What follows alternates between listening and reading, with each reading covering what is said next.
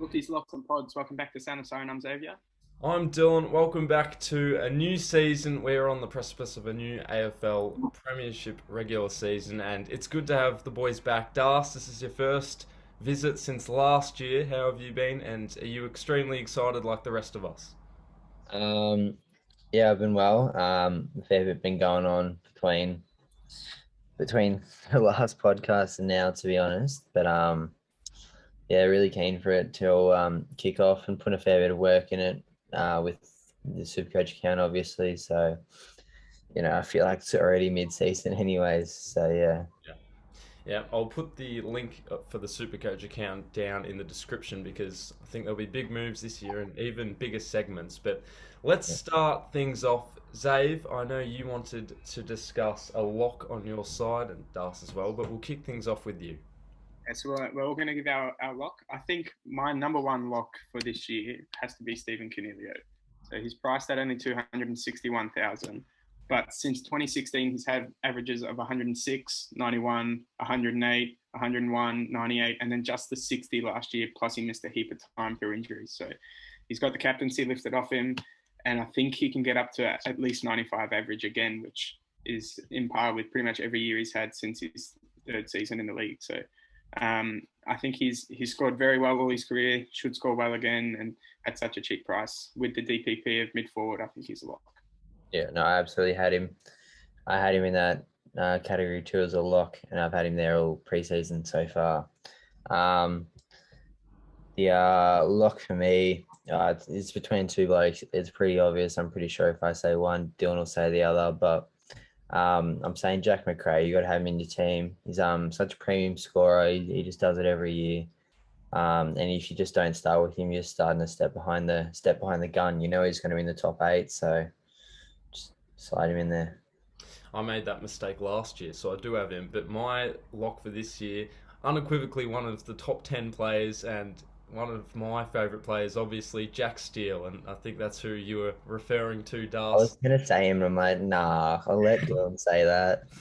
So, Jack Steele for me, even in a rare off game last year, he still managed to pull in a 110 or even a 105, which isn't the greatest for people who use him as the captain, but obviously you have the loophole option, and we have some good loophole choices this year. Yeah, I think something that is very good about both of those players as well is they're both so consistent. Like they're hardly going to score below 100 all year, which, as you boys said, if you don't start with them, it's going to be so much more difficult getting them in later in the year, given that they're not going to drop in price very much. Jack Steele is going to have 10 tackles every game, which is good for like 40 points, and I think McRae had like 30 touches in every game last year. So yeah, Yeah, so difficult to bring in if you don't have. McRae probably will drop in price early. Starting with a 699.9k Yeah. price tag, and he's got a break even of 129 to start the season off. So I would expect his first price change to be a drop. So maybe look to get him in round three if you don't want to start with him. But I think it's just easier to start with him. You're not losing that much. Now, on the other end of this scale, we have some players that, in our opinions, you need to avoid, whether or not it be price, inconsistency form. But Das, I'll let you go first this time. Yeah. I had a couple here again. I don't know if you guys will say the other one that I've got, so I might mention it at the end because I feel like it's pretty important to include. Yeah. But it's got to be Bruce for me, Braden Bruce. But at the R2, I had a bit of a discussion in the comment section with Xavier today. I don't mind him as an R3. If you got him off the bench, he's pretty expensive for a bench player, but I personally use the ruck bench as my loophole Yeah. because the two rucks I've got play every week, so I don't necessarily need that backup. But yeah, I want to avoid him at the second position in the ruck because frankly, he's never had a good season of football. He's played like at most 8 games and averaged 67 across those 8 games. He's only had two scores above 100 in his career, and I've seen plenty of people starting with like Gorn, Grundy, or Darcy, and then Bruce there are too. I feel like if he stuffs up early or gets injured, it's so hard to recover and get up to one of those high 600k rucks. So yeah. Yeah, I think the conversation Darcy was alluding to about being in at the R2 or the R3, I think it's actually pretty interesting. So if Bruce, it'll be definitely an out there strategy, and I don't think many people will do it. But if Bruce has the number one ruck role 100% solidified and he plays most of the game in the ruck every week in, week out, just playing that position, he's going to struggle so hard to score, to have an average of under like 85, just from hit outs, just stoppages, and getting the ball over and over again in the position that he's playing. He won't average lower than that. So at the price he's at 200K after missing all of last year, if you can somehow find that extra 100K to put on the bench, he's gonna make his way to 450K like no problem, and that's a 250K price rise. So if you can justify missing 100K on field, then it might be a good option at the R3. But I do agree with Darcy. You can't start him on field because it's still 400K difference from where he's starting now to where Grundy, Gawn, and Darcy are going to sit at for the whole season. So it's going to be so difficult to trade from Bruce to one of those big three, and it would cost you like 3-4 trades. I think Darcy made a similar mistake last year. He started Draper and Draper, got injured, so then instead of upgrading, I didn't have the cash, so I had to go down to Lloyd Meek, and then Meek got injured. So I blew 4 or 5 trades last year on ruck. So I've got it in my never again list. Never again starting with a mid-priced R2. Yeah, I definitely wouldn't put him in R2, but if you can justify the extra 100K, he might not be the worst option at R3.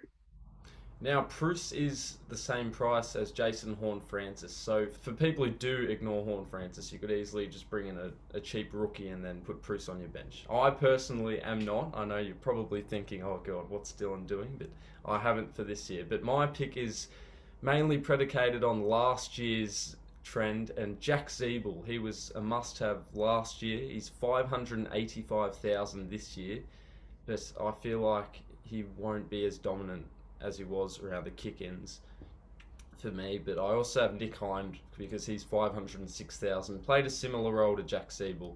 So just 2 players in the defensive end that are guns, but very expensive, and I don't think they're worth the pick. You stole my pick, Dylan. I was definitely going to pick Jack Zeeble for similar reasons. That he's not going to get kick-ins or as many as he did last year. Sorry, he finished the season off not so strong, and he's starting as the second highest priced defender. Yeah. Plus, he's getting up there in age as well. So I definitely see a downward trend coming from him. But if I have to pick another one, it's probably going to be Tom Hawkins or a key forward, just any one of them. Hawkins is 510K. And I try and steer clear of them just because of how inconsistent they are. So if you are playing for league, then it's even more difficult to justify picking one of them. Now you say key forwards, Charlie Curnow. Yeah, so that's a bit of a different one because of how low priced he is. He's 224K right now. But yeah, obviously it's a bit different given that he might come up in price. I personally don't have him in my team, but he could be an option.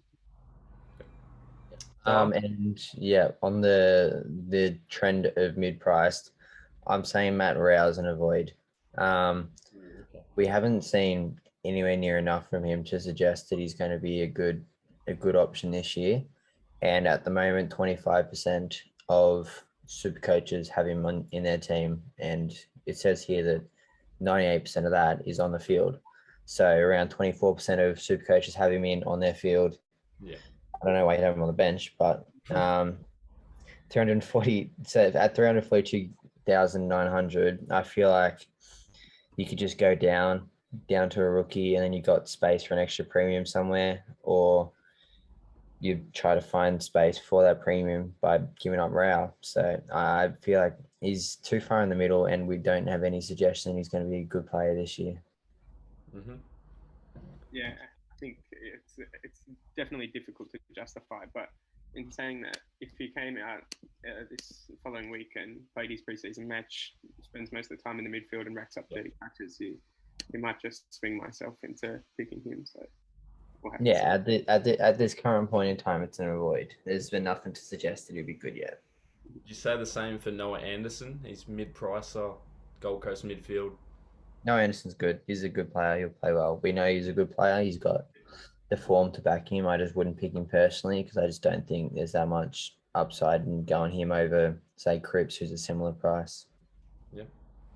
Now to the pods. And sorry, Zave. I won't jump the gun. Or you? Yep.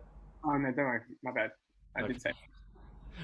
We will jump to the pods. I was probably known for these last year, but we all have one in mind now. My pod, I stole this one from Darcy and just before we started this podcast, but mine's Josh Kelly. I don't actually have him in my team, so I'll just let that be known. But I have had him in my team many times in the past. He's at 2.4% ownership. And since 2017, he's had averages of 114, 113, 117, 115, and 107. So a very, very good, consistent scorer, has been all his career. He's at 582K. So if you do want one of those upper echelon midfielders that you think, and you don't want to go with one of the ones we said earlier, Steele, McRae, obviously the Bonds, other players like that, he could be a very good option. I've got a couple here, so you go first, Dylan. I'll see if I don't want to steal any. All right. So I have Luke Parker, who's 591.6k. I don't have the selection statistics accessible to me, but I know you might, Das. So if it's right, but he was pretty consistent last year with his scores, and I feel like, well, with the rare 1 or 2 weeks off, I know, but for the no, it wasn't that. 0.6% ownership, so he's a POD.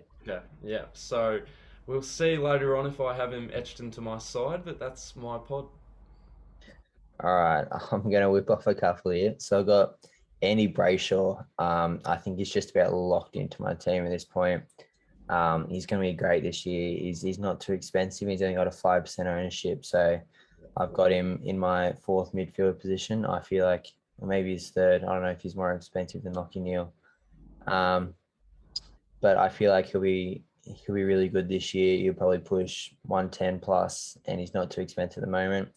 Another one that's a bit more risky, Adam Chera. I feel like he could be really good for Carlton. He's only got the 4% ownership this year, and there's good upside with him. And then in the back line, Luke Ryan. I haven't seen much of him at all. He's only got 3.9% ownership back there. But I feel like he's probably right up there with possibly Ridley or Whitfield. So, yeah, there's those three. I've just had a look. I've got a few more options as well. Shea Bolton, I know he burnt a lot of people, including myself, at the end of last year, but he started out like a house on fire. He's only got 3% ownership, and he's still mid-forward eligible. So if you can get him in the forward line, it might be a good option. And then a risky one, similar to Darcy's Adam Chera, is Dylan Shield. He's only 361k and has 4% ownership. So if he can break back into their centre midfield and play there most of the game, then I think he can still be a good option as well. We've seen him average 100 in the past before as well. I'll fire a couple more at you that probably dabble into the mid-priced and the pod selections. Again, I don't have the selection stats with me, but Taron Thomas, 459.3k. James Sicily returning from injuries, 448k. Sicily I wouldn't have Sicily as a pod, but yeah, he fits into the mid price range. Yeah. And then I'm not sure about this one, Brody Kemp save. How do you feel about him? I wouldn't pick Brody Kemp, to be honest. I'm not sure how good his job security is at the moment. Given one, we don't know what position he's going to play. He was drafted as a midfielder. He played defence all of last year, and then came in by necessity, sort of. But this year he's been training with the forward line, so he's played a bit of everywhere over the last couple of years, and I don't know if he's in our best 22 at the moment, so we'll have to see. Yeah, and then I do see where you're going there though with the 156k tagline. It's a bit handy as a slightly more expensive rookie, even though he's not a rookie. Yeah, and then again, similarly to Sicily, Jade Gresham, 299.3k. I don't think he'd be a pod though. I'd say I haven't seen a whole lot of him.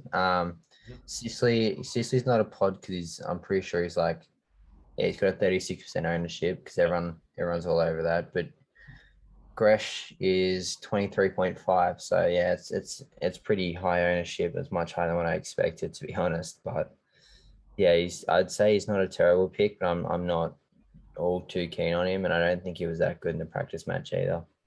Yeah, he wasn't. He had 10 disposals, but one game back from injury, and we'll see how he continues with that form. This is the perfect transition into our mid prices. So, Zave, we'll return to you. Who do you have in your mind? I could just screen share for a second. I've sort of stolen all of them. So I put this together, and I forgot Charlie Kerner, a couple of other ones. Neil and Cripps aren't exactly mid prices, but they're discounted compared to what they were last year. But I think this is the year more so than any other year that really is the year of the mid prices. Like there's so many of these people that I could genuinely see myself putting into my team. I can say I've got only 3 of them at the moment, but or 4 of them at the moment, which is still a lot. Normally, I'd only start with about 1 mid pricer. So yeah, it's, there's a lot of them this year, and my little thing. Caleb Marchbank, I'd almost him after his injury. Yeah, he is an interesting one because he was in my team at the very start of the year at 209k. I think he can get up to about 400, but he's injured at the moment, and I think he comes back about around 5 or 6. So once he's fully fit, he might be an option, but you can't start. Sure. Dallas? Have a look at the screen right there. Says all of them really. I personally, you'll see it in a couple of minutes, but I personally got a few of them. I've cut back on a couple though because I don't want to be as risky as what I originally planned. Yeah. But I think there's plenty of good options to go for this year. The one that I was thinking of is actually not there. Hunter Clark. I actually did forget. I was about to talk in the pod as well, in the pod section.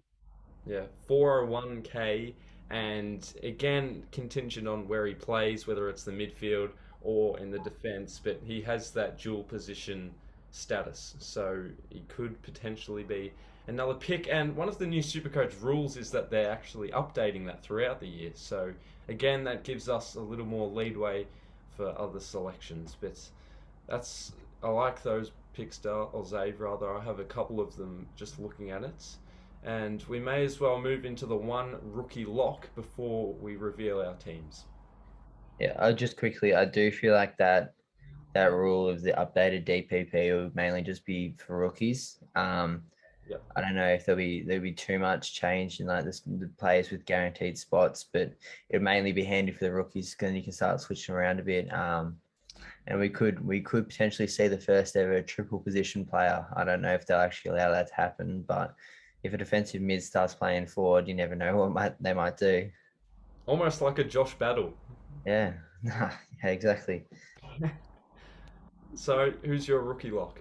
I think they do that in fantasy, and they switch a lot of players around. So, I don't know if it'll be similar to SuperCoach, but I'm definitely a big fan of that rule change, and I'm very glad they're doing that. This is a really difficult one for me because I haven't quite followed the younger players as much as Darcy has, and a few people around there. So I'm not totally sure of any of them, to be honest. At the moment, I'm not even sure I should be commenting because it could be anyone. So I'll leave it for you two. All right. Well, Darcy, we're definitely a lot more familiar with this than we're actually buddies with all these boys, to be honest. I'm just plugging them because I'm mates with them. I'm a little left field of the main picks. Oh, not even. You say Bergman, it's only because of Friday night. No. Josh Rochelle kicked 3 goals in the practice match against the Lions. They did lose by 89 points, but positive signs everywhere for that Crows side, and I stayed away from Dacos and Horn Francis because I thought, you know me, I love my left of field picks. So Josh Rochelle. Yeah, I have Horn Francis and Dacos. I feel like you just need to have them. I was saying this to Zave, I think one of them has the potential to go 95 average for the season, and if you're getting that in a rookie, you got to take it. Yeah. I feel like either way, both of them should be pushing 400 by end of season, so you'll comfortably be able to get a good amount of cash gen from them. But outside of that, because I wanted a slightly different pick. It's still quite common though. Josh Sin in the back line for Port. Yeah. I feel like he'll be getting a decent run through midfield, and Port usually do quite well with their younger players. When you look at Dersma and Butters and Rosie, their first season, they were quite prominent. I remember them being quite handy in SuperCoach too. I reckon out of all of them. So yeah, Josh Sin is my pick for the back line. Mm-hmm. Just while Zave's quickly looking at a couple of other options, I noticed Lee Collier is a defensive option. He's relatively cheap. Will he get a game? I don't think so. Not at GWS. Benny Hobbs? Yeah, Ben Hobbs is a good option, I reckon. I think he should start round 1. and he's not too expensive. Some of the other ones that I know are quite common. We've got Skinner in the back line for Port, and then we've got Dylan Stevens Yep. in the midfield for Swans. 167,000. It's a solid option there. There's been a fair bit of hype around Neil Erasmus for Freo. People are expecting him to start quite early in the season, and Connor McDonald too, our mate Croc. He's 117k and he's been doing well for Hawthorn in the preseason, so we could be seeing a round one debut from him. But in the end, it happens every year. You can know as much as you want about the rookies. Come round one selection, it's just a matter of who's in and who's out. Which is probably what I was going to say. That's what I've done most years, and it's happened to work fairly well, other than last year being the exception. I missed out on a fair few of them, but pretty much I pick whichever rookies have been the most selected ones, and then on the train on the way to the Carlton game, I look up whoever, or it'll be the Melbourne Bulldogs game this year, but I get rid of all the rookies that haven't been named, and I pick just whichever ones have been named. So maybe that's a strategy you guys don't want to follow, but it's worked pretty well for me so far. I'll reel a couple more off. Josh Ward. Yep. Mac Andrew. No. Okay. Is that due to Jared Witts? No, Mac Andrew just won't play. He's a development prospect. He won't be in the ruck for at least a couple of years. If he does play, he'll be a forward or a backman. Yeah. And I don't think he can reliably get enough points off a key forward or backman, especially when they're underdeveloped like Mac Andrew is at the moment. But in a few years' time, we could be talking about Mac versus Grundy versus Darcy. So we'll see how it goes. He's just a really raw prospect. This is someone I think I might know a little bit about, but he's just a really light frame, but he's athletic, he's talented, he's skilled. So in a couple of years, as Darcy said, but at the moment he's not going to play. Although Ben King getting injured obviously isn't good for Gold Coast, but it might be good for Max. So we might see good prospects. See him getting a spot. This is really the year for Gold Coast, isn't it? We've seen all the conjecture about whether or not they should be up at Gold Coast, but honestly, with all their draftees, their young prospects, I do see them on an unerring path, but we'll have to wait. Obviously, they haven't made the finals as of yet, but they can make a big step this year. Also, Alex Davies played very well. I think they've got 2 years. I think Gold Coast have a timeline of 2 years. If they don't do well this year, they'll fire Stewie Dew, try a new coach next year. AFL will probably pull something out, like try to get Paul Roos or someone there. And then if they fail the year after that or the year after that, then I think they've got at most 3 years before they have to make finals. Yeah.